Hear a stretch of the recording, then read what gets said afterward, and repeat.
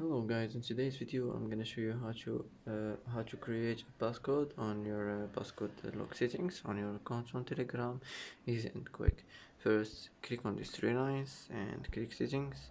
Now click privacy and security, and here you will find this passcode settings. Click on it.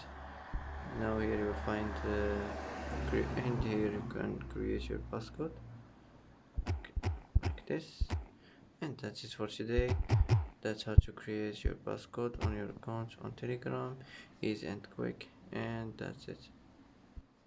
And that's it for today's video. If you like this video, don't forget to like and don't forget to subscribe.